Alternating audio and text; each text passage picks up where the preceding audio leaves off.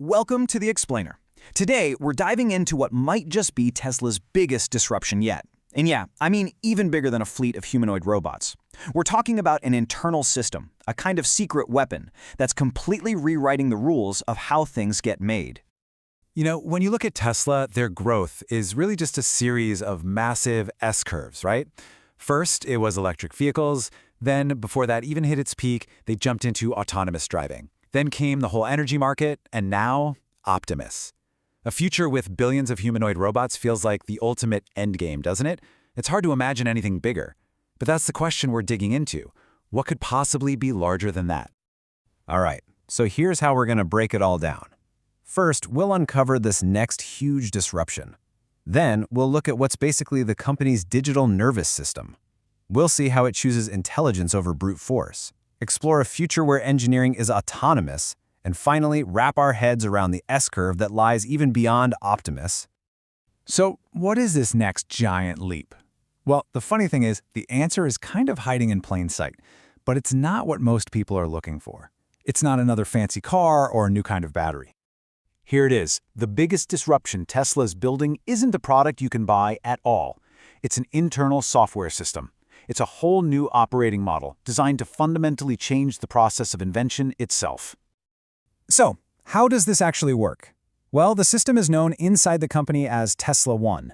And believe me, it is so much more than just some off-the-shelf business software.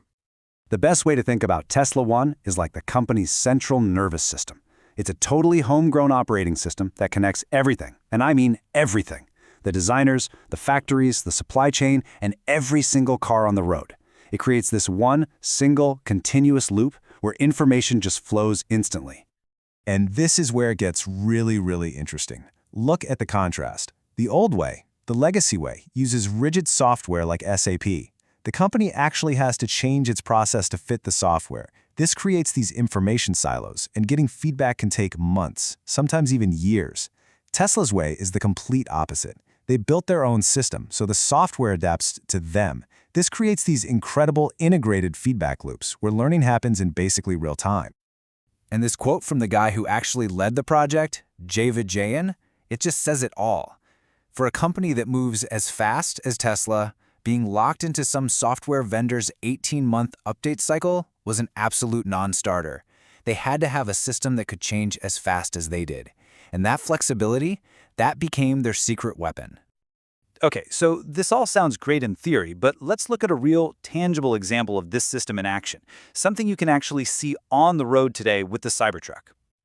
When Tesla started making these massive gigacastings for the Cybertruck, everyone in the industry expected them to use some absurdly powerful press. But it turns out, the front casting is made with a 6,500-ton press. Now that's surprisingly small. It's about the same size they use for the much smaller Model Y.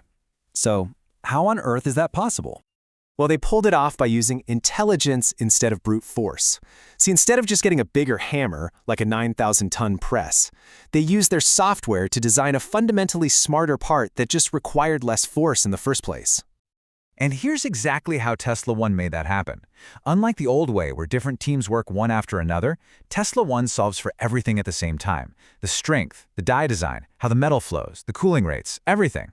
It uses something called an early rejection gate to instantly kill bad ideas based on all its past data. Then, it runs thousands of simulations to find the absolute perfect path for the molten metal. The result? As one engineer put it, they created a design where the metal wants to move like a river. Just beautiful. All right, and this is where the story really takes a turn. This is the crucial point. We are watching this system evolve from something that just helps human engineers to a system that is right on the verge of becoming the engineer itself. I mean, just think about that for a second. For years, Tesla One has been learning from every single design, every simulation, every real-world test result. It's absorbed so much knowledge that it's now ready to automate huge chunks of the engineering process. It can move way faster than human teams ever could. The humans were actually becoming the bottleneck. So here's what that future actually looks like, step by step. First, the AI in Tesla One generates a brand new design. Second, it runs thousands of virtual simulations on it. Third, and this is the kicker, an Optimus robot physically builds the prototype for real-world testing. And fourth, The AI analyzes those real-world results and feeds that knowledge right back into the system, starting an even smarter loop. It's a completely closed system of invention. And the impact of this is, well, it's just staggering. A traditional automaker plans changes in 2-year model cycles. Tesla, today, already averages about 60 part changes per day. But tomorrow, with this autonomous loop running 24/7, that number could jump to hundreds of changes daily. Innovation stops being this big, planned event and just becomes a continuous automated flow. So let's pull all these threads together. How does this system create what could be the ultimate disruption, not just in cars, but in technology as a whole?